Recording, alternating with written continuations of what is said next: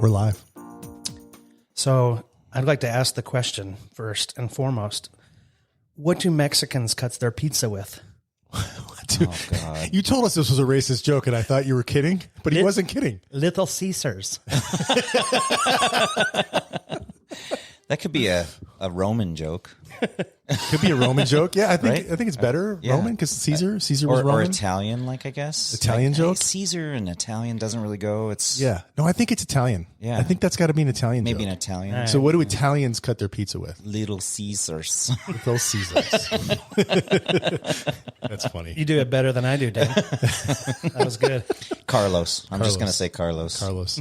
Oh, you got in trouble last time you talked to the guys in your shop are like all mad at you right now. No. Carlos was bummed. No, I'm trying to get him to listen. He keeps saying, "What did you say about me?" And I'm like, "You need to listen," and he won't listen. So, Oh, because he came up afterwards and said, "Hey, could I come on your?" And then he sold me on like all of his experience and the companies he's worked Yes. for. And I was like, Carlos, for sure, Yeah. we definitely owe it to you after I highlighted the fact that you smell in the shop or whatever. Yep. Not that Carlos actually smells. No. That was a joke for anyone that thinks it wasn't. Carlos, not the smelly but guy. I've decided I'm just going to use Carlos all the time until he starts listening. But if he's not listening to podcasts, I'm not bringing him on. No, Yeah, that's so, what I'm saying. Hey, right Carlos, now. Yes. just so you know, buddy, it's a prerequisite to attend. You have to listen to the podcast. And Jesus Christ! I'll ask him at the shop. Were your ears burning? You know?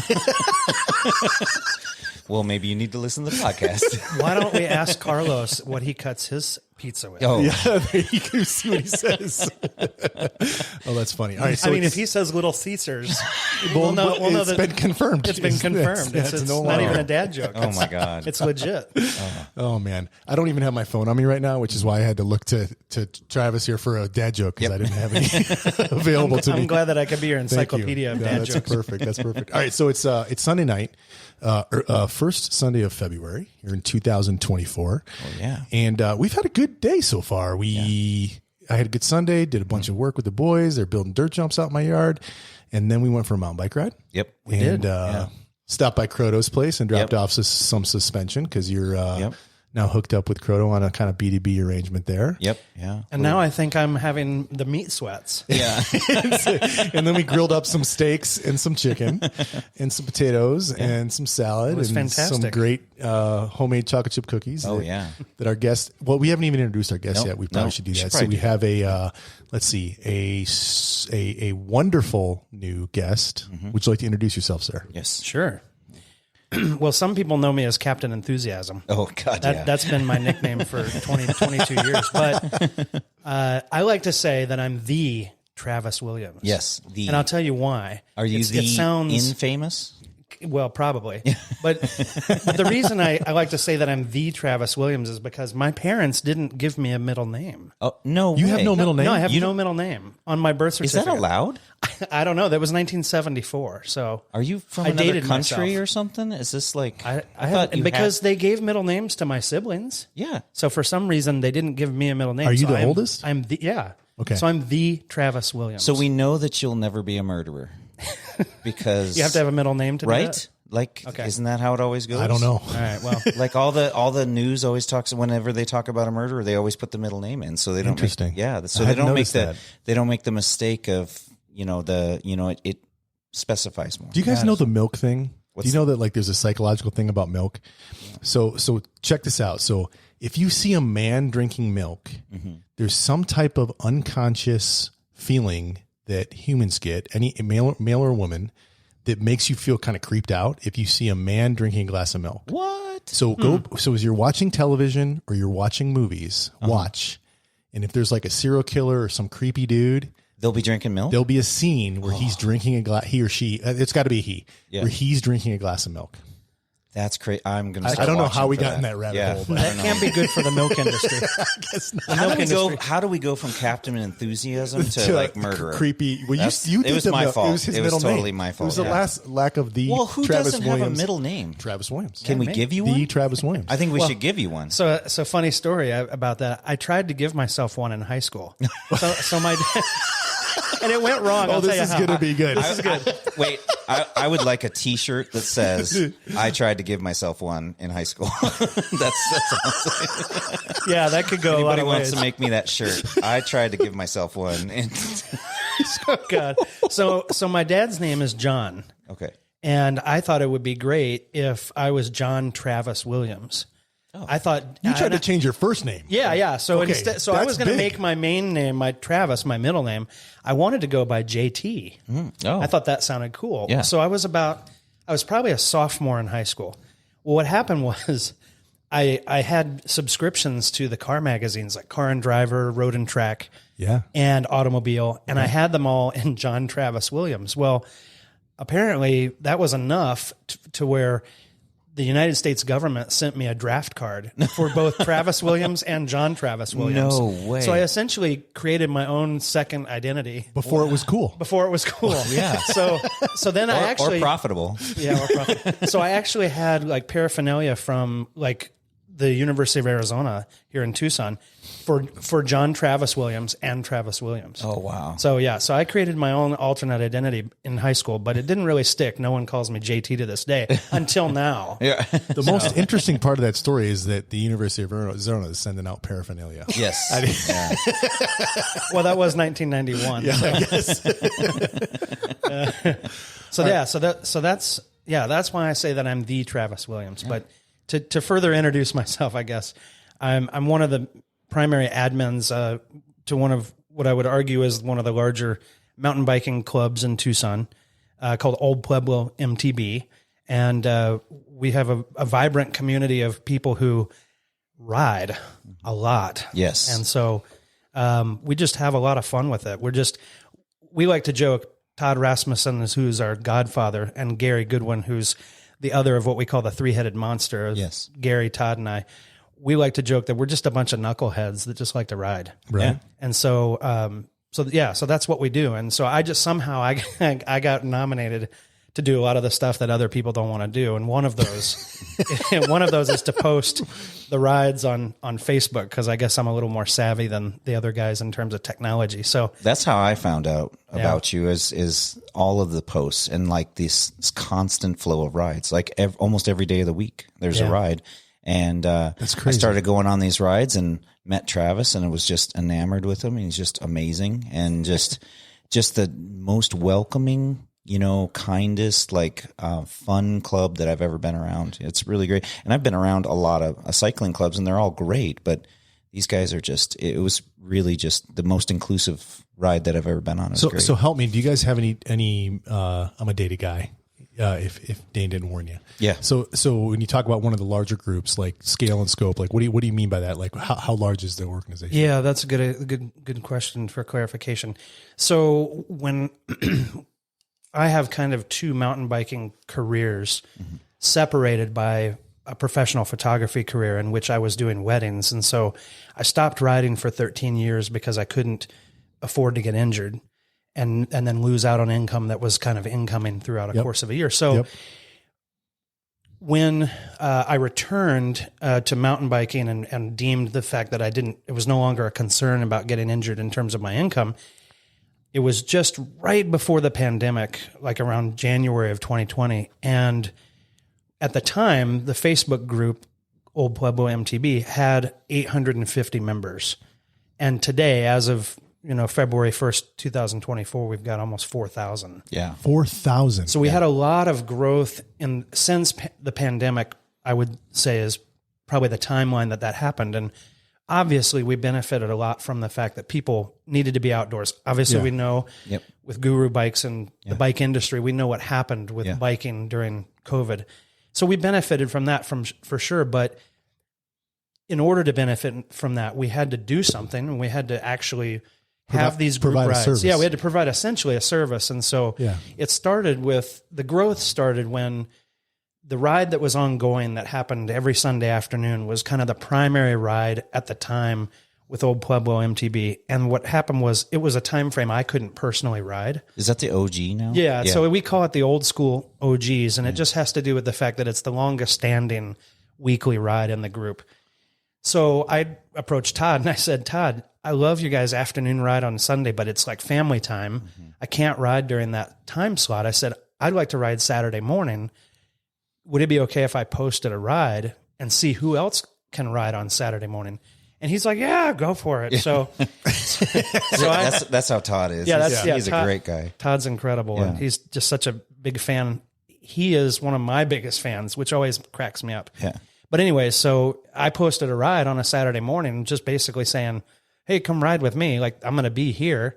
And just, people started to show up. And so when they found out they could ride with the Travis Williams, right, it exploded. JT. Yes. Yeah, JT. JT, Yeah. the So Orange it Crush. exploded. So a lot of people identified with the fact that they could ride Saturday morning. And once there was a posted ride and there was somewhere to be, some decisions being made for them, they could just kind of join a group ride. It started to get, it started to grow. And so, and it was helped by the pandemic and that growth, right? So we kind of, there was a very symbiotic relationship between what we were doing at the time and what I was able to do in terms of horsepower for the group, and what others around me began to follow suit with. And so we started, just having a lot of weekly rides, and that's when the growth just went, exponential over the course of the next 18 months. We were tripled in size. Yeah, we've got like Optimum Octane, OG, Midday. These are all the different rides that you're talking about. They even have themes, which are great. Okay. So, and then Travis, I've never seen somebody type so much. He types so much. He'll just text me and it'll be like 4 pages long. It's insane. Well, those are legendary, those texts. So here's the crazy part of that text. It's 4 pages long. I'll answer him in like 2 words. Like, sounds good. And then I'll get 4 more pages immediately. I'm like, I don't know how he does it. So I think he's got them saved and he just loads them. Were you that patient that Elon put the chip in his head? Right, Is that you? Well, so I'm going to reveal a secret about this. Okay. I'm going to reveal a secret. This is talk about confession Dun, dun, time. dun. Okay. Uh-oh. Is there a confession? Oh, we should totally do confessions. Oh, there we go. All right. Confession time. I didn't know we had special effects. Sorry, man. We have so special excited effects right now. Confession time with JT. So on my MacBook, I have iMessages on the computer. So what I do is I'll ping a thread that then will bring it to the top of my iMessages on my computer, and then I can start typing with a keyboard. And I type at 120 words a minute. Oh my God. So that's where my books come from. Is and I'm an over communicator. Like, I'm a big fan of leaving nothing to the imagination in terms of communication. So just so you know, this is going to be a 5-hour podcast.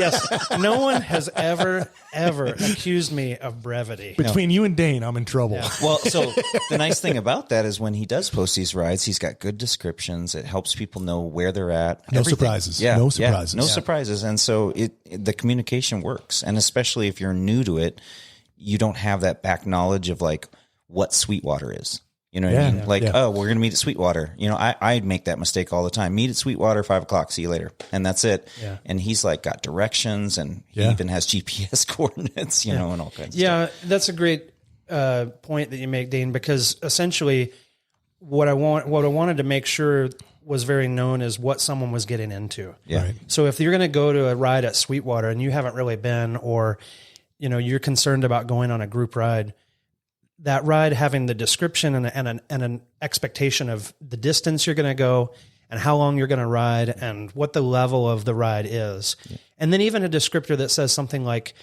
this ride has opportunity for beginner rides. And then you can add into the ride different routes that make it a little bit more intermediate or something like that. So the ride names, that I'm pretty famous for things I name. Yeah. So Yep. So the ride names for me was just a way to tell a ride apart. So we had Midday Mayhem, or rides in the wintertime that start after 10 a.m. Yeah.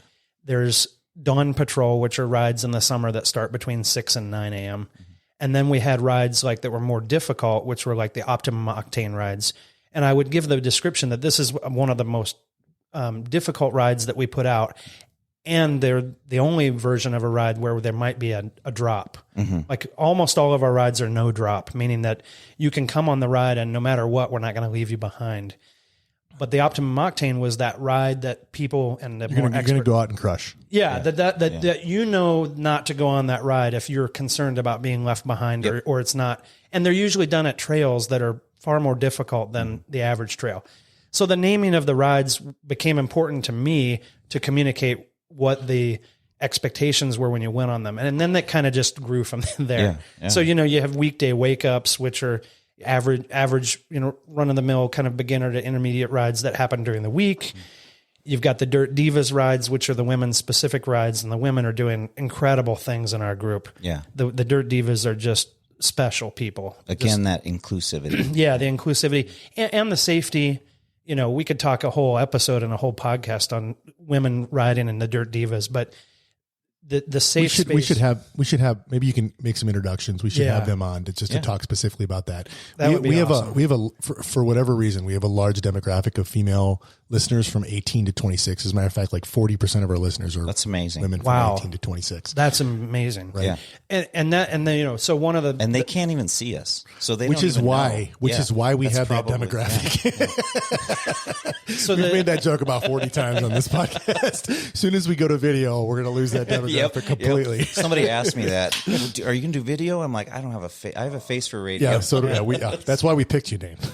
You match. So the thing that's great about that is that, you know, there's a lot of women that are concerned about going on rides with men, just as if they might be concerned about going to the gym with men. And so, you know, so anyway, so there's the Dirt Divas rides, there's the Optimum Octane, there's the Midday Mayhems, there's the Dawn Patrols, there's the Weekday Wake Ups, there's Rookie Roundups, which are one of my personal favorites. It gives you a chance to introduce new people to the sport, which goes to the idea, and one of the core tenets of Old Pueblo MTB is inclusivity, which is what I think is something that can translate to any market. Right. Anywhere that you live, you can include people in a mountain biking community, specifically by hosting opportunities for new people to get involved in the sport. Right. You know, and creating a safe space where those people who feel confident in their mountain biking skills can go and introduce people to and show people what it's like to ride in the dirt. In this area, in the Southwest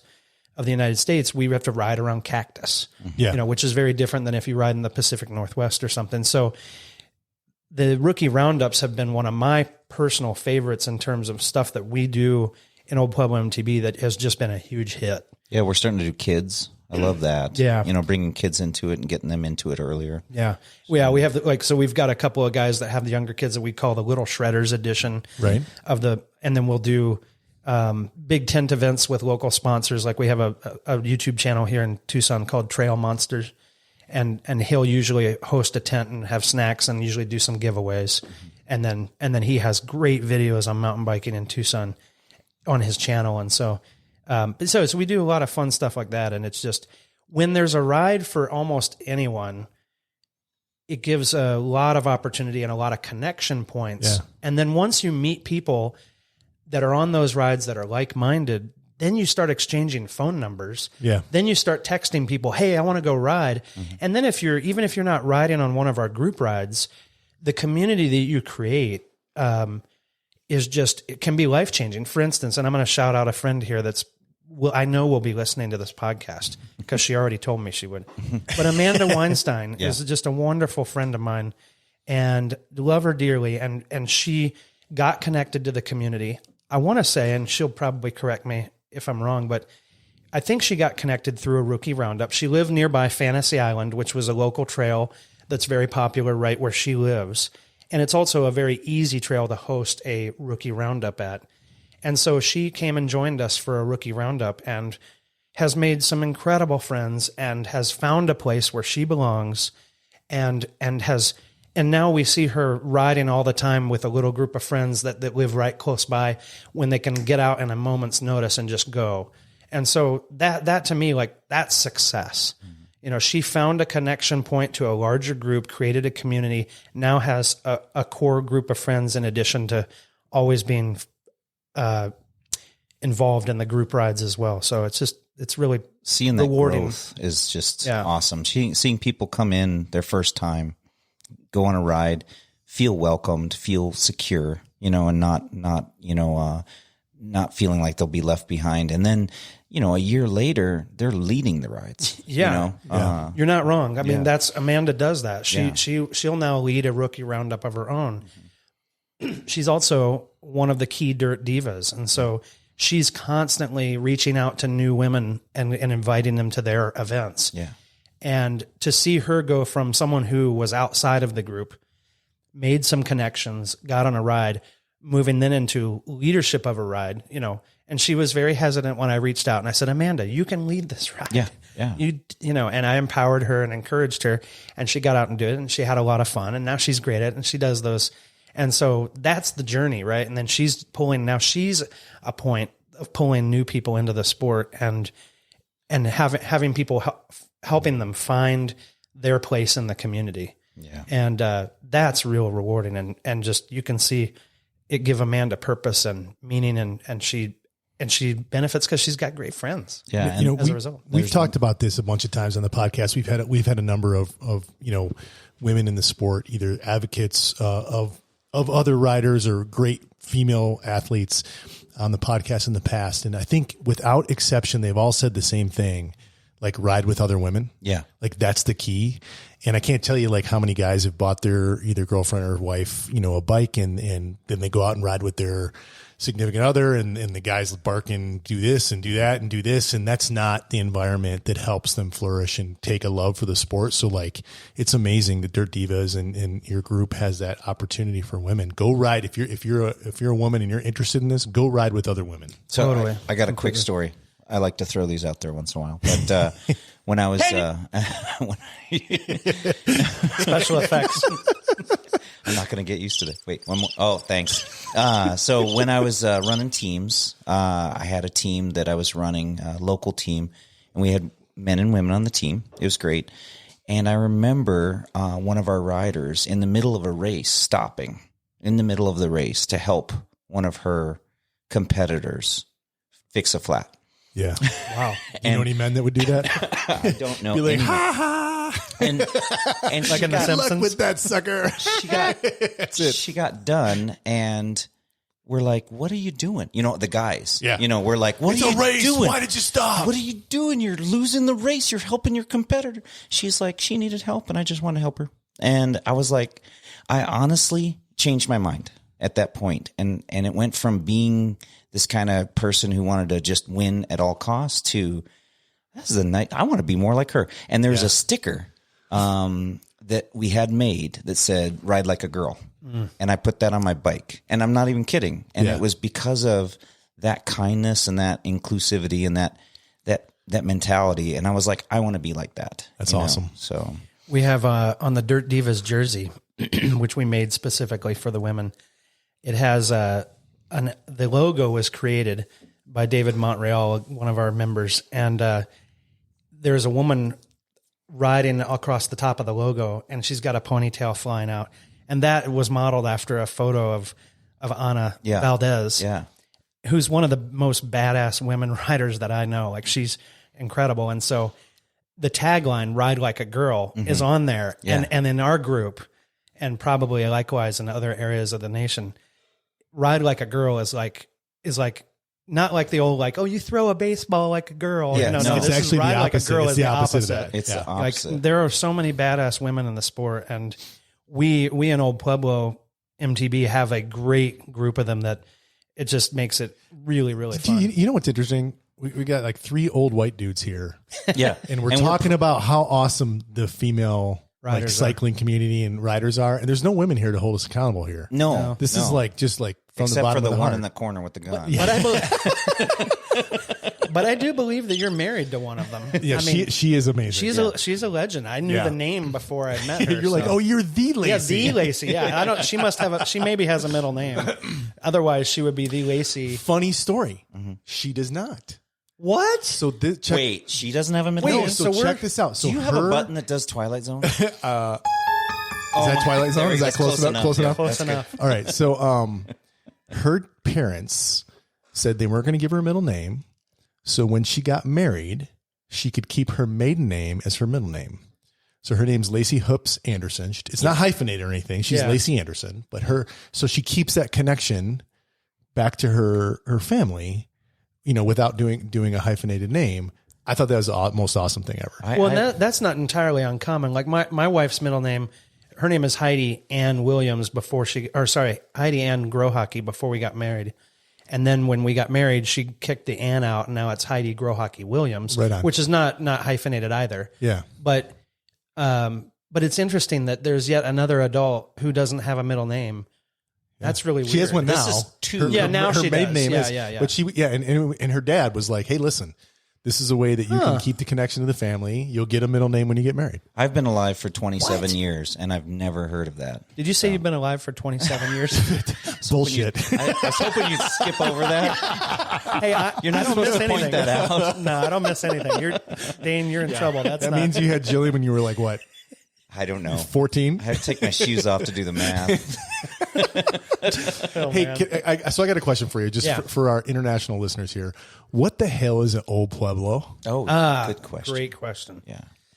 So the area of the country we live in the Southwest desert is a city named Tucson. And the nickname for Tucson is widely believed to be the Old Pueblo. So it's a nickname for the city and the area we live in.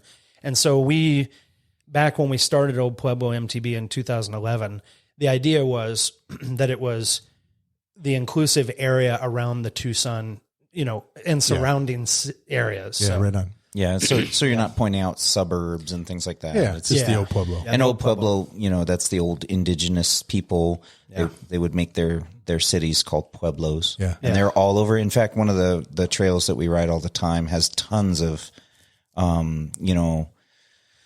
I always say this wrong, pictographs. or petroglyphs. Petroglyphs, thank you. Or hieroglyphics or something. Hieroglyphics, like that. yep. Clip art, whatever. Well, I've always said that those were either created in the 1600s or 1947. Well, one of the two. One of the two. Or 2018. Tangent. I've realized that I think most of those are the adults in the indigenous people were doing work, and the kids are the ones that did those. That's like their. That's my theory. I have no idea. And in fact, one of our guests in the future is going to be an archaeologist that studies those. Awesome. Hey, so let's set a new ground rule. Mm-hmm. When you're about to go down a rabbit hole, you don't have to call it out. Oh, what? That's just what we do. Sometimes it's fun though. Tangent, rabbit hole. That's just what we do here. We I feel like way sometimes deep. people really tune in just for the rabbit holes. That's if they don't like the rabbit holes, they're not listening. I can tell you that. Maybe what we need is when Morpheus holds out the red pill or the blue pill. Yeah. One of them is we'll go down the rabbit hole and see how deep it goes. We could just name it the blue pill. Okay, I got a blue pill comment. Or there's got to be a button on this thing you can make it sound like the Matrix. Oh yeah, I don't know what I can add as many as we need. So man, we'll I like the out. Can you dig it? So that's pretty good. That was one of our things. Okay. Hey, so you were pre-COVID you were 850, 4,000 at this point. You talked about like the rides that you did. It seems to me that like your recipe of like catering to a women's specific market, brand new riders that are coming in, all the way up to your what you call it high octane or what the was optimum it? octane. Optimum. Yeah. So for like the most advanced riders. And rides done on the most advanced trails. Yeah. So you have like, and then now kids, you have like something for everybody. Mm-hmm. And I mean, that's got to be part of the calculus of the algorithm that helped you guys grow. So quite possibly. Yeah. I think for what's so exciting about it is there was a point at which, I was an initial instigator of a ride time that just worked well for me. And then other people followed suit. Like, there's no way that growth would have happened with one person doing that. Like what's really great about it is over the years, more and more people have been inspired to lead their own rides. Like, now I'll have people reach out and say, hey, I'm available to ride at this time. Can we post a ride? And can we see if anyone else can join me? And the answer is always yes. Let's do that. Like, I mean, that's exactly how I got started. Right. So we're really in favor of that kind of thing.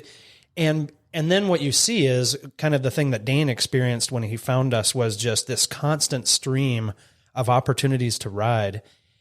And I think that is what largely makes us a little bit different in the marketplace in our local areas, that we do a lot of riding. There's no ifs, ands, or buts around it. That is what we do. Like a lot of groups, and I've been a part of groups around the Southwest United States, a lot of them talk about riding, and we just do a lot of riding. Yeah. So, My schedule is always variable. I never know. And the night before, like literally 12 hours before I can ride, I find out I can go on a ride. I get on the computer, go to Old Pueblo, I look at events, and there's always a ride. and then I can jump on that ride. And it's great. And then if I know in advance that I can do a ride, I reach out to Travis and say, hey, I'm going to do a ride. And if you guys aren't doing one, let's build one. So, it's there's been an interesting change in this podcast since you came on. Oh no. No, it's a good thing. It's a good thing. It's a rabbit hole thing, I think. So it's not a rabbit hole, but I want to thank you. No, it's not a pill. It's not a pill. As long as it's the red pill. So like when I first sent Dane the email and said, hey, after Mike said I can't do this, and sent Dane the email, 12 hours later, he responded, hell yeah. And I was like, that was a big smile. And I said, hey man, let's get together.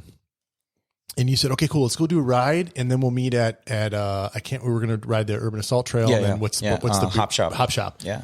And I was like, that's awesome. And then I was like, hey, let's record here. And he goes, okay, cool. We'll go do a ride. And then and then it's like always, unless I come when you close the shop and you're working. Right after work. Yeah. It's always like, let's go do a ride, then do a podcast. Yeah. And before it was like, I got to do a ride sometime, and then later I'm going to do a podcast. Yeah. But now it's like they're combined. Yeah. So like you're re-emphasizing the riding and combining it together, which is super great. That is cool. So that's selfish. I got to tell you. No, I know. No, but my selfish. I know. Because my wife only lets me out of the house so often. I know. I know exactly where it's coming from. So, like, if I can pull off a ride and a podcast, it's such a win because I can get two things that I want to do. Yeah. No, I'm all in. Well, and for you, it's actually a threefer because you get a child to join you. Oh, today. This is the first time, Julie, and she. I mean, please bring the kids. So my daughter went on a ride today, and I love my daughter. She's overactive in all kinds of things, so I don't get to ride with her as much. And man, she's just so fast. She's getting so good. And she's so fast. It's awesome. And my son is going to be coming up soon. Yeah. He's learning and getting faster. And so I can't wait for that. As a dad, as much as I want to go out and pin it and go do technical and do all this other crazy stuff, I am super enjoying this. You got to put the time in. Time. Yeah. You got to put the time in. You know what I figured out today is I have a dad bod. And so now I can totally just ride behind my daughter and nobody makes fun of me for going slow. Wow. Isn't that awesome? That's the best use of kids on the trail. Seriously. And soon she's going to be faster than me, but then I have my son. So I got a good 5 years that I can be slow and nobody will know. That's true. So, yeah. So, well, riding with a family member is really special. And my wife doesn't ride. She had an encounter with a snake at 50-year trail on a local trail here in Tucson, and that was the end of her mountain biking career. She's cactus and snake on the same trail ride. So everything here wants to kill you. She's done. Yeah. So, but my son, right around the pandemic, when I got back into riding, because he was then off of school as well, or at least for a bit there, and so he got on the bike with me. Well, at the time he was 5'1", and he could ride the same size bike that I could pretty much. As of today, he's in shoes. He's pushing 6'4". Wow. So he doesn't fit a bike. So he's been unable to ride with me. Well, recently I met a friend, who I'll shout out here because I love him dearly. His name is David Adams, and he's 6'3". And so I was going to go up and ride Brown's Ranch in Phoenix area, which is a very easy, fun Disneyland-ish type trail. And so I reached out to David Adams. I said, hey, would it be okay if my son borrowed your bike? He has a 2XL or the size S6, a specialized Levo. And so it fit him perfectly. And so he and I got a chance to go. We did a pre-ride out in a local trail called Honeybee Canyon. And then we went the next day actually it was New Year's Day. We did a day trip up to Phoenix, which from where I live was about a 2-hour drive. And so we just got to enjoy a really fun ride together and experience that together and take some photos together that will be meaningful. And that's really huge. And so sitting in this room with two other guys that ride a lot with their kids and their families, I know Lacey obviously is a legend. So the legend. Not only Please because don't tell her she's a legend. Jesus Christ, I'm never going to let this. I'm never going to hear the end Lacey, of this. Oh, Jesus. Lacey, Christ. now I know that you're not only a legend, but it's because you don't have a middle name until you got married. Right? So we have that no middle name Jesus from birth Christ. thing. So at any rate, and so there is an element of that riding with a family member that is also very important in a tenet of Old Pueblo MTB was this inclusivity. The idea of the rookie roundups, it was an opportunity to bring a family member on a ride that, like if you ride a lot and you're out on trails that are difficult and you have a kid who's getting into it, like you can't go on the same trails. Like you have to go to dedicated rides that involve your either your kids or maybe your wife gets into the sport later after you, or you're the wife and your husband gets into the later on. By the way, that's me. Yeah. Just so you know. Okay. Well, that makes sense. You probably already know after you rode with me today. So having those opportunities to bring new people into the sport or ride with people who are newer than you are, specifically family members, is just one of those things that is why the rookie roundup in particular is really important to me personally, just because I had so much fun riding with as little as I've had a chance to ride with my son, because now he's outgrown just about any bike you can make or is made. But in addition to that, he's in a high school sport year round almost in basketball where he can't afford to get injured. So that's why he doesn't ride with me very frequently. But those things are important. Having opportunities to ride with family members and create those experiences, like when you do these shop trips, and as your kids get older, something he's probably already experiencing is you get a chance to invite those family members along, and now those become family trips. Yes, and you're not out of pocket or away from the family. Yeah. You're actually involving the family. There's a killer family here in Tucson, the Armbursts. Oh yeah, Adam and his wife's name is escaping me at the moment. If they listen to this podcast, I'm so sorry. She's gonna kill you. Yeah, Mrs. Armburst, you're incredible. Miss, and you have and then you guys have 2 kids who I won't share their names. But anyways, the 4 of them. Like I'll pull up to 50-year trailhead and they'll all be unloading out of the vehicle, or we'll run into them. I think I ran into them maybe at Hawes Trail in Phoenix, a couple hours away. Yeah. And you run in, and then they're just fun to see, and they're enjoying the sport as a whole family. Yeah. And that was one of the things that I wanted the Rookie Roundup to be about, was a place you can involve the whole family and enjoy something like this together. And then the women can find other women and then go ride without their husbands. Yeah. Or, like with the Dirt Divas. Or the guys can go, a husband can get into it with his wife, but then realize he can go ride other times without his wife and come out and ride with other guys. So I went on a rookie roundup with Jilly, and she separated from me because I was riding with Turner, and he's at a slower pace than she is. And she just had a blast. She just rode with the other group and just had this great time. We were still together as a family, out there, and I was with Turner. But then at the end of the ride, we came back together, and it was just that I knew that my daughter was in good hands. And, dude, when you split off today, we did a short ride, and Jilly rode with us. Yeah. And you split off today, just the last couple miles or whatever. And she did a great job with me. She's like, I'm like, do you want me to go first? You want to go first? She's like, I want to go first. I'm like, all right, punk rock, go. And I was like, take your next right, take your next left. And then we got to one section. It's got a little tricky downhill. I'm like, why don't you follow me down this, and I'll show you the line so you don't get yourself in trouble. And she's like, okay. I'm like, at the bottom, I'll stop and you can go around me. And she did awesome. Yeah. She gets it. She's very competitive, which I love. Sometimes it gets her in trouble. But Mr. Downhill Racer guy, way more Where do you talented. think she got that from? Oh yeah, it's true. You know what? I think I did that rabbit hole. You don't have to call it out, Dave. We just said use that. The music. We just said that. Oh, that's good. That's good. Okay. So rabbit hole is the, Wait, you know something funny? I don't know what these buttons do. oh, Just randomly hit we them. should just start using the colors. There needs to be one with like a motorcycle skid, like Oh, that's a great like idea. where you kind of are changing Like a- course. Yeah, we'll get that. Okay. We'll get that. So when the kids were small, I would tell them to get them to go to bed. Hey, it's time for bed. No, we don't want to go to bed. And they would fight me on it. Whoever gets to bed first wins. And I started that early. Oh, that's a good idea. So I think it's me, and I caused this competitiveness. And now they are super competitive. They race to bed. Oh yeah, big time. And if in fact I use it all the time, now I have to worry that Jilly's going to listen to this and figure out my secret. But whenever I need them to do something, I'll just bring up, Turner got to it to do that quick, and Jilly was like, "Oh, I'm going to go do it now." So it's been a dad trick that I used, and so I probably caused it. So Nice. Travis, let me make an offer to you. I'm 6'3". Okay. All my bikes are extra large. Nice. If you ever come out on this side of town, your son's welcome to come. I've got you said the Specialized, you saw me ride cross country bike. I've got a Gorilla Gravity Smash, and I've got a Lightspeed gravel bike.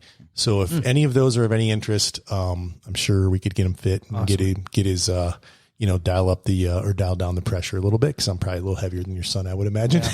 Yeah, soaking wet, he's about 155. Yes, we'd have to take a bunch of air out, but he's welcome anytime. Yeah, I've got appreciate that. Amateur bike shop. I can get it set up for him really quickly. I've seen it. I don't know if I'd call it amateur. So I was hoping to shift gears a little bit and talk about Travis as a person and your riding experience and some of the stuff that you went through. I know you had some health issues, and I would love to. I hope you're okay with sharing that. For sure, 100%. Because I found it personally inspiring. Yeah, definitely. There might be other folks going through something similar, and to hear like your story and what you went through and where you're at today, I think could be inspiring to some other folks. So whatever you're willing to share, man. Yeah, on board for sure.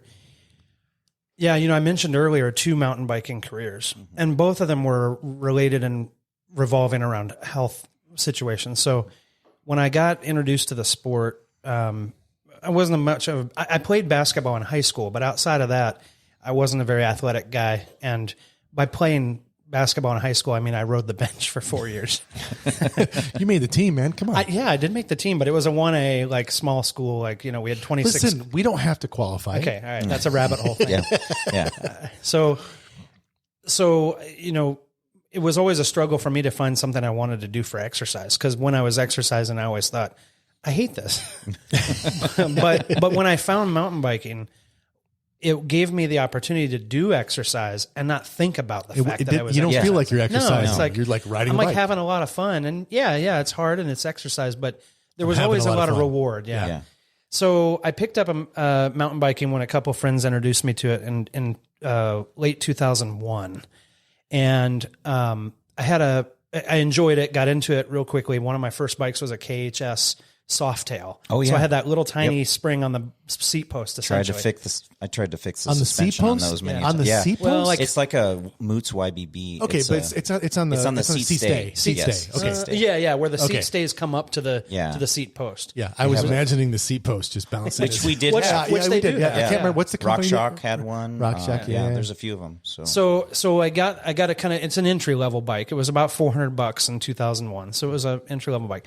Got into mountain biking and enjoyed it a lot, and had a significant crash in November of 2002, and broke my collarbone and separated my shoulder, and I got an awesome scar to show for it. Nice. And a pretty good story. I wrecked it up at the 24 Hours of Old Pueblo course. Oh, cool. And where? In the technical section, coming down to the rock To the drop. tent. Yeah, Yeah. to the tent. Yeah. Not during the race. Like it happened before the race. We were just riding the course. Yeah. Okay. So during that downtime, I was on a weight loss journey, and during that downtime, my dad and I he bought matching Ellsworth Truths. Yeah. And it was the first time that I got a full suspension. Dude, another Ellsworth guy. I know. Yeah, 2003. I'm an Ellsworth guy. I love There's that, like dude. 4 of you in Tucson. I have.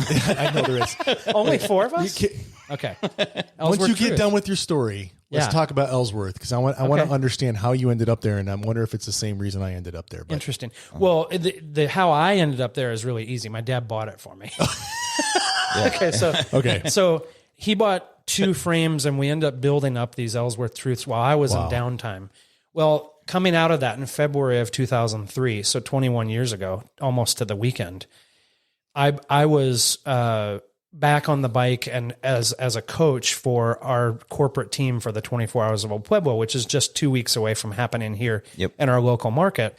They've been doing it more than 25 years. Yes. Yeah. So I began to ride with my dad, talking about riding with family members. I got him into the sport, and he went crazy. He's an anesthesiologist with expendable income, and he went with disposable income, I guess is a better way to say that. But anyways, he went crazy with mountain biking, but we got a chance to ride together, and he built that bike for me. And so I went on to lose like 55 pounds at the time. Nice.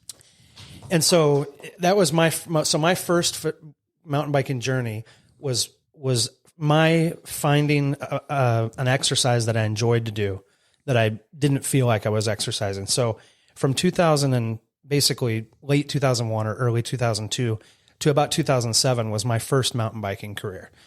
Then I became a wedding photographer and kind of took stepped away from the sport because of the risk potential for injury. And because I had already experienced an injury. And at the time I was a computer technician, and I was having to climb under desks and stuff. So I did lose some income being injured from a mountain biking accident. So I knew what was a potential. So I stepped away for 13 years from basically 2007 to 2020. Well, so in 2020, I just knew it was time for me to get back on a bike, and I was no longer worried about the risk of my career being derailed by an injury. So I got a bike Black Friday of 2019. It was a Trek Roscoe, and what was so cool about the difference in bikes in those 13 years. Geometry. I mean, the geometry was Holy different. Shit. I had a dropper post. Yeah. Even though I like to clip in and did put clip in pedals on that bike, flat pedals were very popular now. And so I got for $1,200, I got a pretty nice bike. I would argue that it was almost as nice as the Ellsworth Truth. Shut the front door. Maybe Shut the front door. Maybe that's not true. Come on. But sorry, Tony. Tony Ellsworth. I know he's an avid listener. So okay, yeah. Nice. Yeah. Thank you. So we hang out. Yeah. So I got a bike for a reasonable price at that time and got back into it in 2020. And we talked about me creating group rides and the growth that Old Pueblo experienced at that time. But for me, that was another kind of me getting my health journey or my health back on track for the most part. And so, got into very regular riding. And then in the summer of 2002, I had a heart attack. And, I wouldn't necessarily say it came out of nowhere. I mean, 2022. Yeah. What did I said say? 2002. Oh, excuse me. Yeah. So this would have been like 18 months ago, essentially. Yep. Yeah. So July 18th of 2022. So when that happened, you had was it on the bike that you had the heart attack? No, that's a good point of clarification. Ironically, I was riding the day before. So I went out on a ride the day before. 2 weeks prior to the heart attack, I slept weird on my neck. And I think this is still true, even though it seems like it was related to the heart attack. But I had a kink in my neck from a sleeping weird. And it affected me just like I thought, okay, I probably need to go to a chiropractor. Yeah.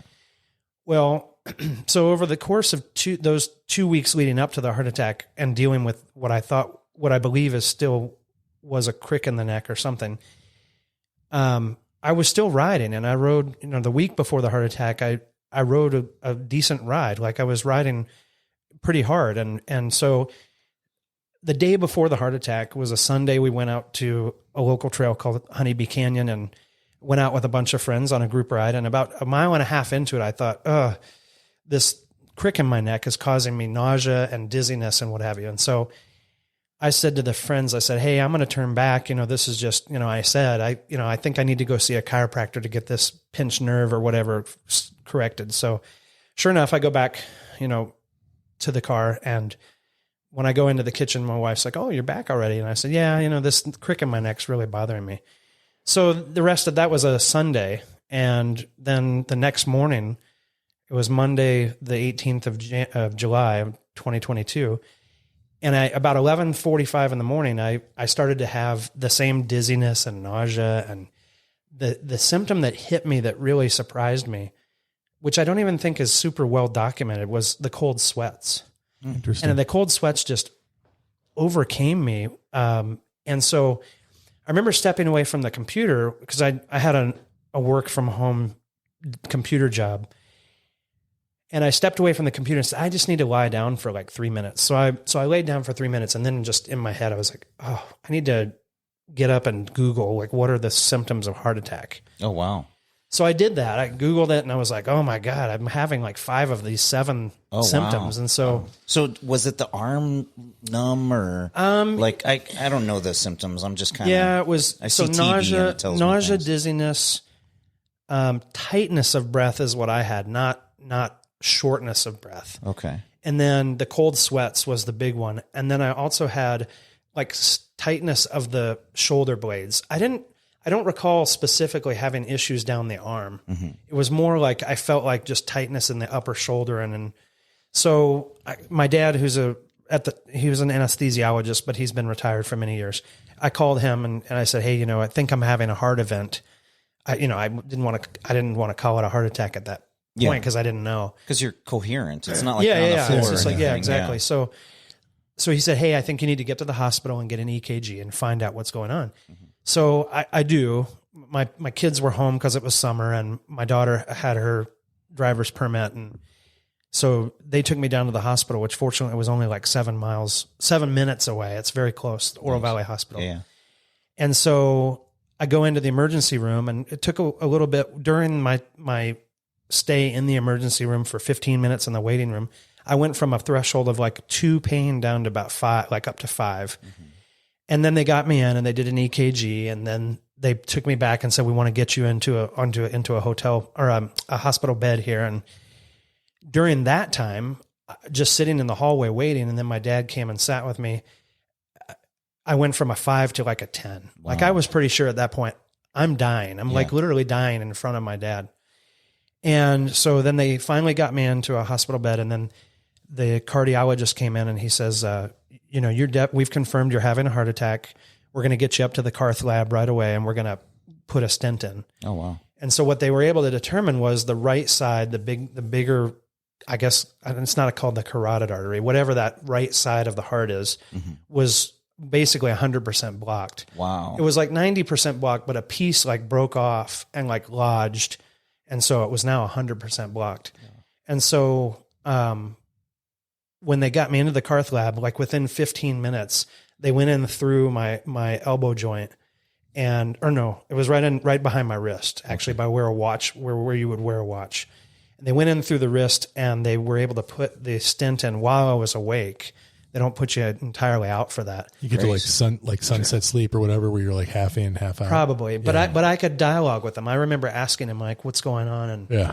And so the moment that stent went in, I went from a 10 pain level down to like a 1. Like it just, the blood flow reappearing or now being completely open pathway changed everything. And so I was very fortunate that they didn't have to like crack a chest or anything like that. So my recovery was almost just exclusively, hey, whatever damage the heart attack did to your heart is maybe some of it's irreversible, but there's a healing process. And that healing process was about, this would have been July 18th, and I was fully cleared for all activities with no restrictions by September 27th. Wow. So that's a little over 8 weeks. Yeah. And so that event was, obviously life-changing. And there's a lot of things I look at and I say, wow, if all these dominoes didn't fall in a certain way, like I wouldn't be here again. Yeah. I wouldn't be here now today. And so I like to say that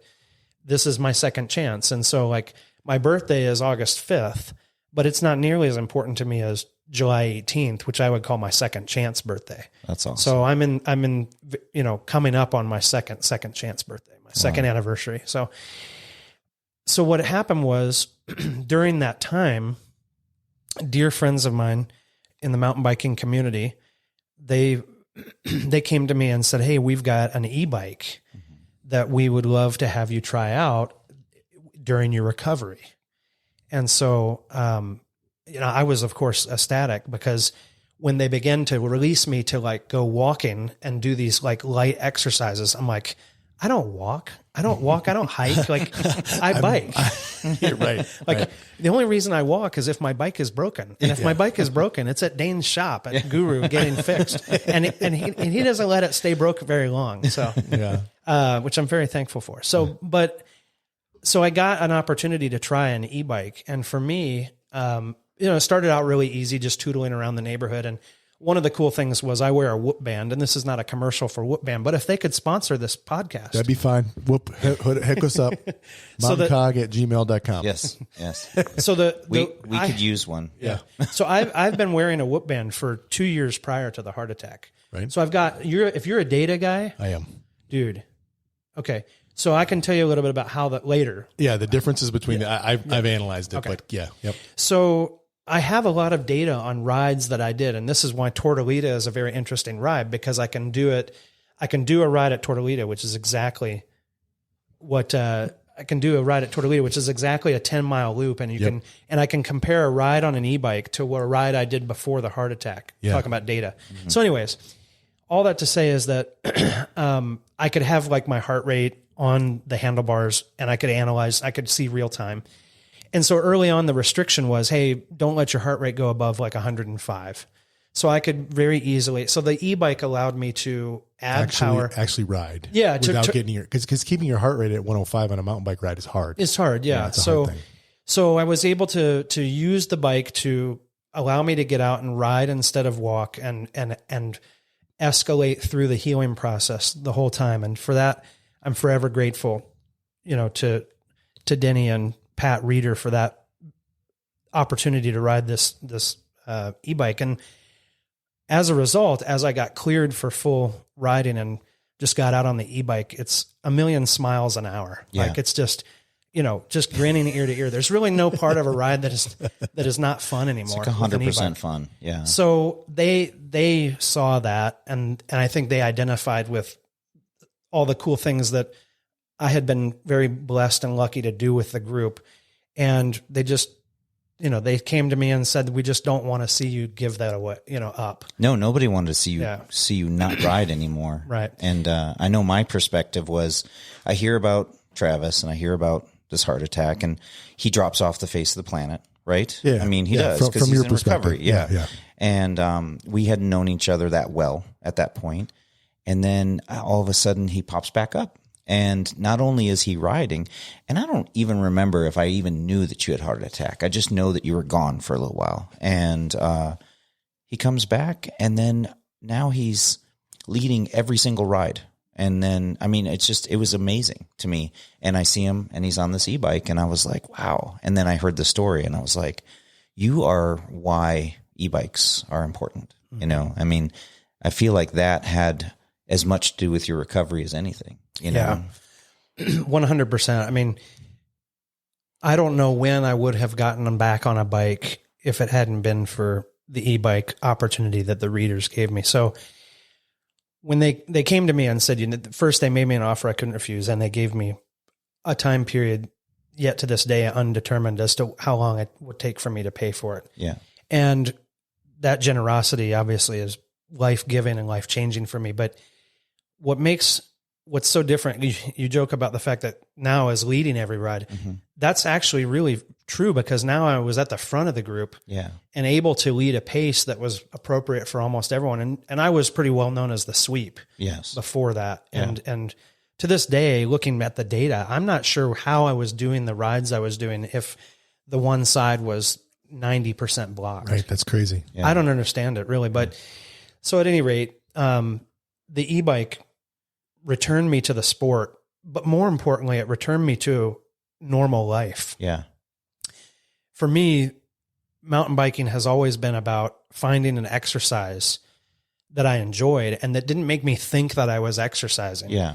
And from a mental health perspective, which I think we're in a time of our lives and a time of human history where we're more well aware of mental health issues than we've ever been before. Mm-hmm. For sure. And doing exercise like that and the endorphins that it gives and all the benefits, obviously, is huge. And that has to this day become my only form of real exercise is just riding. And that's why I do it as much as I can. Mm-hmm.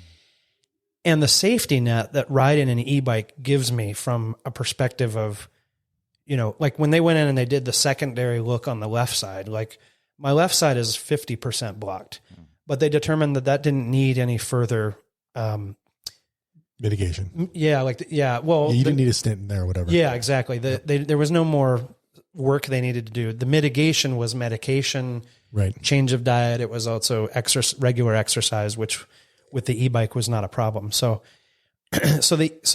an e-bike in particular has just returned me to my normal life. The form of exercise that I've fallen in love with, the thing that fuels my social life. Mm-hmm. And so all of those things create a mental health environment for me that is invaluable. And so to me, it feels like I am the poster child for an e-bike. And we have others in the group that are in a similar boat. Yeah, I'm not the only one, but it feels a lot like, this is why these things exist. That for me to be able to get back out there and to do rides that I never did before. I never did Ridgeline before I had an e-bike. Yeah. Yeah. I keep seeing you at rides and you're like, I rode from my house. to the ride, then did the ride, and then you ride back.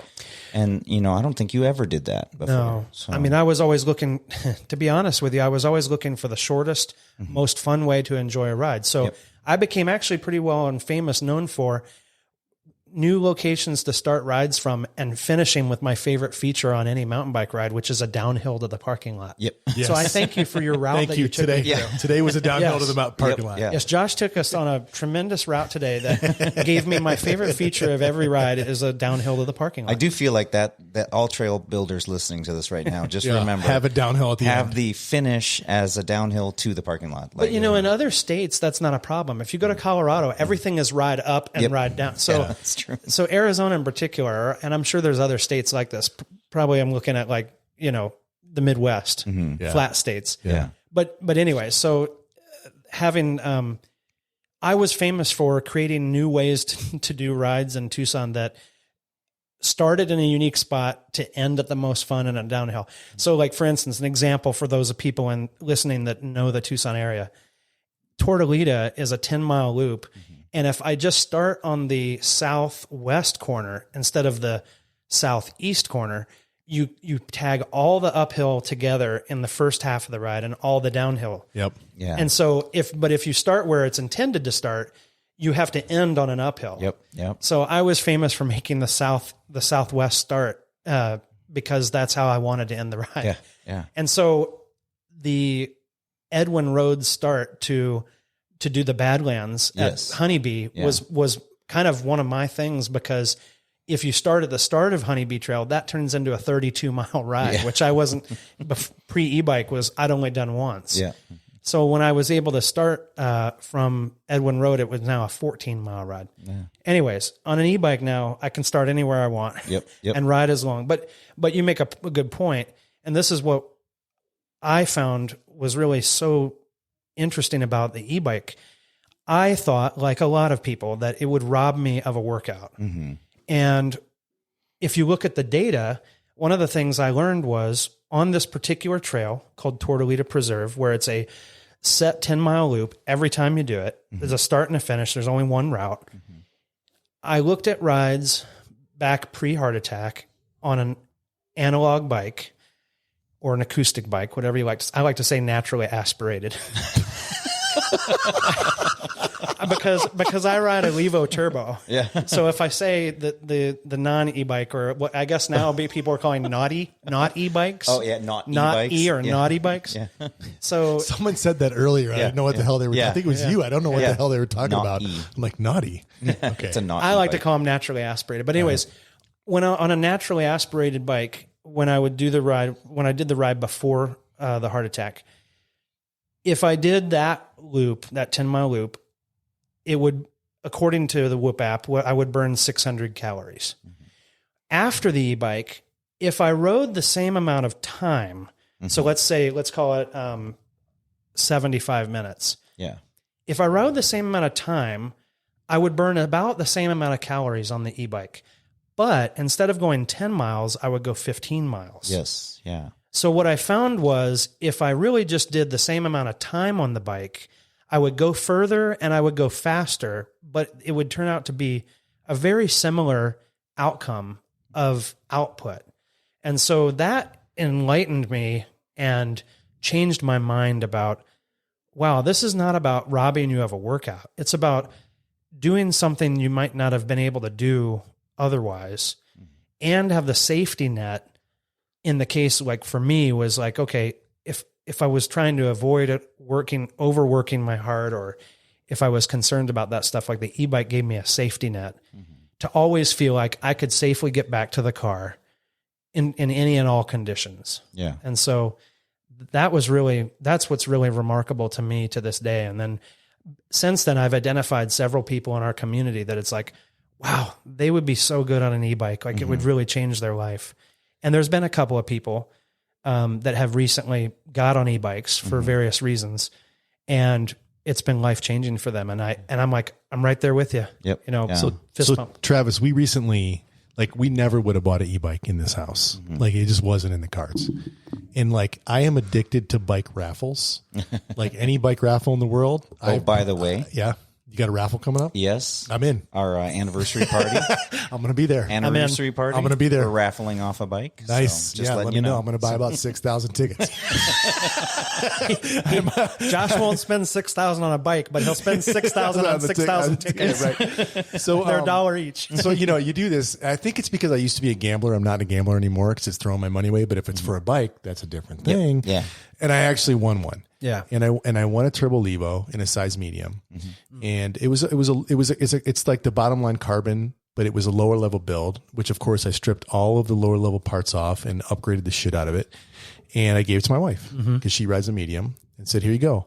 And she's like, what the hell am I going to do with the e-bike? I might just try it. Her like second ride, she posts, sell all your bikes and buy an e-bike. Yeah. And then in that ride, she posts like on her Instagram or whatever, side-by-side comparison of the same distance. Like a data. Like data. Same time. The data. Was it time? No, I'm sorry, you're right. It Same was the time. same amount of time that she spent. 2 hour ride. Let's just say so 2 hours. 2 hour. Whatever. I think it was a 2 hour ride. Yeah. And what her output was. She didn't do calories, but similar thing. She was doing heart rate. Yeah. And it was like exactly the same of a 2 hour ride on an e-bike. And she said exactly what you said. I went way faster. Yep. I went way longer. I'm sorry, longer distance. Further. Further. Thank you. And a million miles an hour. Like you said. Yeah. So she's like, it's not just, I want to be lazy, so I'm going to have an e-bike. No. It's that I can go faster and farther, and I'm still getting the same workout. So any of you that think that this isn't the thing, like you're crazy. If you haven't ridden one, shut up, quit talking about it, and go ride one. Yeah, go. We say this all the time. If you're going to have an opinion, at least try the bikes to form your opinion. There's a lot of people that I'll interview about e-bikes, or I'll get into some sort of Facebook fight online with e-bikes, and you find out they've never ridden one, and they have all these misconceptions. And so I have a similar story. I broke my leg at bootleg racing, and I broke it in half. I want everybody to visualize. Bootleg Canyon. Canyon. And Dane's a downhill racer, if you didn't know that. It was literally sideways. Right on the trail. I yanked it straight. I don't know why. I have no idea to this day what caused me to do that and not just leave it, but I straightened it out and I tried to crawl out. So I think it's adrenaline, and I'm just like, I didn't want to inconvenience anyone because it took 6 people to carry me out of there. Wow. So, but my recovery was on my e-bike. And when I got off the couch, when I finally was able to get out of my boot and actually put weight on my leg, I was super weak. My leg was noticeably smaller, and I used my e-bike to get back to riding. And I went on all these group rides with my friends, and I was able to keep up with them, and I was able to slowly build up. And actually, slowly is the wrong word. It was much quicker to get back up to speed. The next year, I raced that series and won series. And so that e-bike was instrumental in doing that. And the misconceptions that people have, and my experience was just like yours. If I spend the same amount of time on the bike, I was putting out the same amount of energy, doing the same amount of calorie burn, getting the same kind of heart rate workout. And it really just didn't matter, and I was having 100% fun. And you just went further distance. Yeah. Maybe 2 laps instead of 1, or like you said, we would go out and start at the church, for the honeybee ride, and then end up doing Ridgeline and back. And I could do it in the same amount of time. And to this day, I use my e-bike to do that, to help train. And I actually race e-bikes now as well as downhill bikes, and we train on them. We use them for all types of riding, and the misconceptions are out there. And when I say you're the poster child, it's because there's a conflict right now with a lot of people on whether or not these should be on the trails and whether or not people should be allowed to use these things. And I think a lot of people want to have their opinions, but when you have a story like yours, which is truly inspirational, where not only did it help you get back into riding, but I personally think it's actually helping you be a healthier person, and without a doubt. And that is something for somebody to tell you that you shouldn't be allowed to do that is just frustrating. So we rode today, Travis. Did you have fun? Yeah, if you know me as Captain Enthusiasm, I had fun. Yeah, but I mean, had a you blast. rode with 4 people that all had naughties. Yeah, right. not e-bikes. Not I e-bikes. was the only e-bike in that particular group today. Did you have fun? Oh, a ton of fun. And I had fun. I did didn't too. feel like you were like, I mean, you probably ride an eco mode or something, I would imagine. It was awesome. And so he had an e-bike. We had not e-bikes, and we had a great ride. I mean, it was 11. It wasn't a long ride. It was 11 and a half miles. It was fun. I didn't see you tear up the trail. I didn't see you run anybody off the trail. No. You didn't get stuck out in the middle of nowhere because your bike ran out of power. Like, none of the myths were there. We just had a good time. Yeah. So I would call what you're talking about someone who hasn't tried it. I would call that like the broccoli effect. Oh my God. I tell my need to know kids, what like, this is about. Broccoli's so good. so that I love broccoli. But historically, a lot of So people excited don't, about right? broccoli. Okay. So a lot of people don't like broccoli. Yeah. But I always told my kids, right, like, try it once and then tell me what you really think of it. Like, Yes. don't tell me you don't like broccoli if you haven't tried it. Yeah. A lot of that e-bike stuff, I would identify with you and feeling similar. A lot of people who have a feeling about them, then you ask them, have you ever ridden one? And they say no. Yeah. That to me is the broccoli effect. Well, don't tell me what you feel about broccoli if you've never tried it. Yeah. Yeah. At least you're using real info at that point, and not these myths. There's a lot of myths. You know, a lot of people. I've had customers, they don't want an e-bike because they don't want it to loop out from under them like some sort of motorcycle. And I'm like, It can't do that. they don't do that. It only applies power when you're pedaling. I did have a 90-year-old lady who it was a little too peppy for her. I would say that it's her degree of flexibility was the issue, not so much the bike. But I don't, a lot of those myths are really frustrating. And there's stories like you all over the place of people continuing to ride and continuing to get out there and enjoy the sport and do this for fun. And that's another misconception, is that this sport is meant to be arduous and it's meant to be a weight loss or what have you. It's whatever we make of it. When I was a kid and I was jumping off curbs in my neighborhood, I didn't care how much I weighed. I just wanted to go out and ride my bike and jump off curbs. That's it. That for you is a freedom. Yeah, I was just going and having fun. And as an adult, I don't want to feel guilty that I just want to go have fun. Yeah. But I will say, though, I want to make sure I'm clear about this. Like, my wife riding the e-bike, like, she's not coming back from an injury. No. Like, she's badass, has all the QMs around. She's a badass rider. Yeah. Never thought she'd get on an e-bike. So, so like, I think it's awesome if you're recovering from an injury. That's great. It gives you a tool to help you do that. Yeah. But that's not the only audience. No, in fact, I wanted to bring up a rider in our community whose initials are AW, and I'm not going to say his name because he goes on Facebook. He goes under another name. Yes. But his initials are AW, and he has a fleet of bikes. He's a single guy who has a great career, and he has a fleet of bikes, and one of them is an e-bike. Yeah. And what he's told me what he really enjoys about riding it is that he used to have to take recovery days. Yes. He used to have to take days off the bike. Yeah. What he does now is he rides his other bikes. And uses the e-bike as the recovery. He uses the e-bike as the recovery day ride, and then he doesn't have to stop riding. Yep. And so if you're talking about among the uses and audiences of e-bikes, he's a young, healthy, fit guy, and he has the e-bike in his fleet for a very specific purpose. Yes. And absolutely. and then on rides he's been on, we've done Ridgeline together, and he's ridden the e-bike. I think I've actually done that ride with him on a not e-bike as well. Yeah. He's done it both ways, but all that to say is there is an audience that doesn't have to be poster child for getting back into the sport from an injury or an event like I had. I completely agree with what you're saying, Josh. Yeah. So one of the things, I got a question for you, Josh. Have you ever gone somewhere else, different city or what have you, to ride a trail? Yeah. And had kind of a little bit of anxiety of which direction to go Every time. Like, and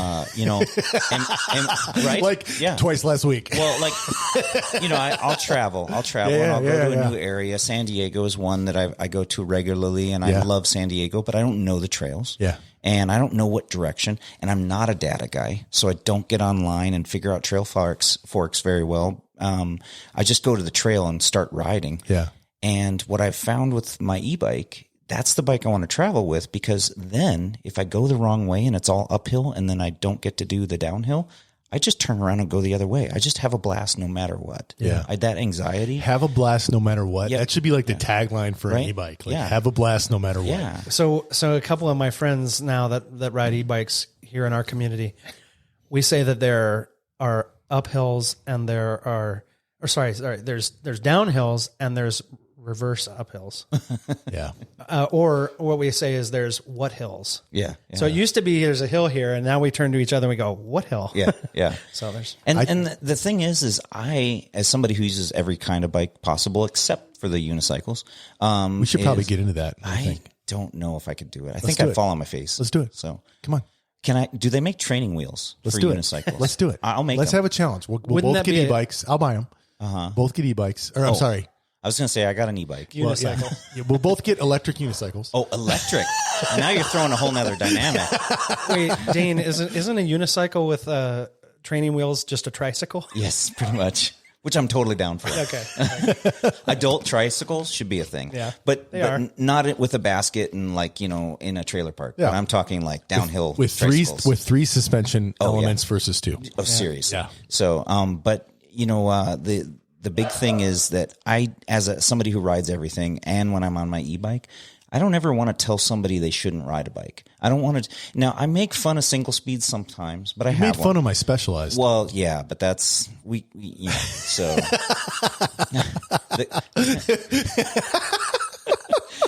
Sorry, it's not a YT. That's for industry reasons. Okay. So, but I don't want to tell somebody that they can't ride a bike, Right. Because I wouldn't ride a bike. If you want to ride a single speed, my knees kill me. Like today, my knees. What the hell are you hurting. doing on a single speed? Yeah, I can't ride I ride my single speed with my son and it's slow and it's easy and I just can't handle single speeds. I'm not going to call up somebody who's on a single speed. There was Single Speed Arizona was this weekend and say, hey, you guys are all idiots. You shouldn't be on that bike because I can't. That's to me wrong. And so I feel like that philosophy should be pretty fluid with everybody. And I think it makes logical sense. Yeah. So. Well, if we go back to the idea that a mountain bike group in particular, something that we excel at in Old Pueblo MTB is inclusivity. Yeah. Inclusivity, e-bikes are basically designed for that. They're including people in demographics and various states of levels of capabilities to be involved in a sport that they might otherwise have retired from or moved out of and never be involved in again. Yeah, and they may bring them into the sport when the normal things about our sport, because it is athletic, would hold them back. And I use my wife as an example with this. She doesn't ride.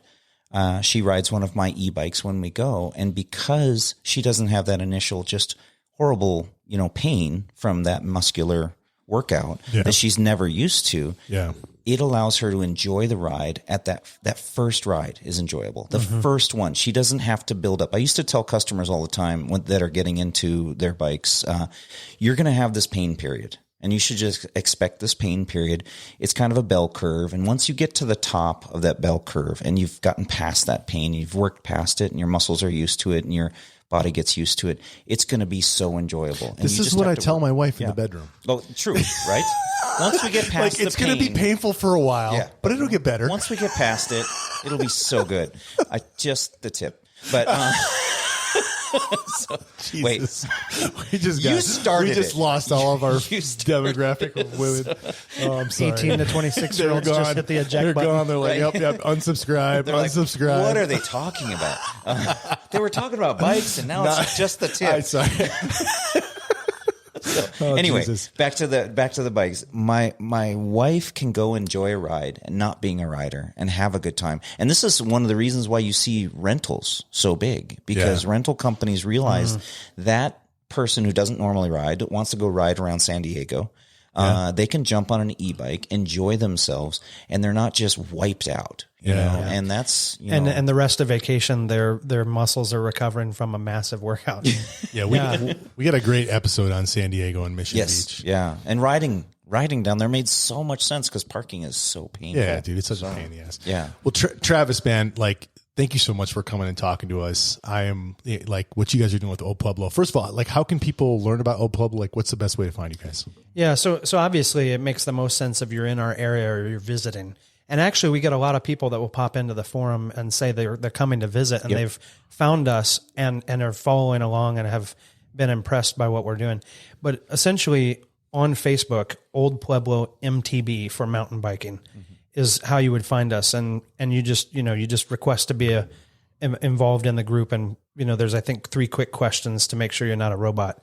And then we, and then you're involved in the community, and you can see the events, you can see, the post, you can actively reach out and ask questions, and the community will answer. What was really fun is recently I just got a private message from someone that said, "Hey, I've been following along with Old Pueblo MTB. I love what you guys are doing. It's really fun to see how many rides you guys are doing." Like I get that quite frequently, actually, and that's pretty fun and rewarding to see. That's awesome. Yeah, we recommend it at the shop. Old Pueblo MTB on Facebook. Yeah. I'm thank you for being vulnerable and sharing your story with us, your health story. The inspiration. It's super inspirational. It was awesome to ride with you today. Thanks for coming to my house and breaking bread. And I had no idea I was going to get a steak out of it.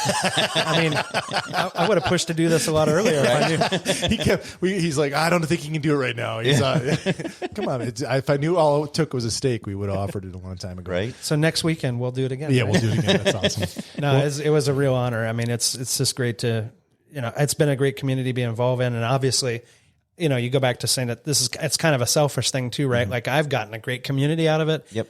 A lot of incredible friends. Mental health for me is a whole different ballgame, being out and instigating rides. And it's just, it's an honor to be a part of it and to be around. Yeah. Thanks, man. Do you got any final thoughts for our listeners? Yeah, actually, I think something I would love to encourage everyone to do in their local area is get out on a group ride. Too many people say, "Oh, I'll get out with you next week or next month or next year." Mm-hmm. And it's like, don't try and get yourself to a point where you think you can be on a group ride. Go on a group ride and find the people that are at your speed at that time. And then you'll grow. And each time you go out, it'll get easier. And you will find that most people are having too much fun to worry about, are you holding them up? Or there's a lot of misconceptions about group riding. So I guess if there's anything I want to leave the listeners with is find a place in your community, find people around you that are riding that will motivate you to get out and ride. And if there's not that, create it. Jump out there and put yourself out there and say, "Hey, I want to go riding on Saturday morning. I'm going to be at the hop shop or whatever it is at 8 a.m. and then let's go ride." Yeah. And that's how you meet friends that you never thought you would, or you end up in a community with folks that you would never find yourself with. You can make lifelong friendships. Yeah. It's great. I mean, there is just people getting connected with all kinds of community and people they're spending a lot of their lives with now just through mountain biking. Mm-hmm. So that would be my number one thing to leave people with. Get out there, do a group ride. Yeah. Get out there and just do it. Well, thanks a lot, brother. Yeah. Take care.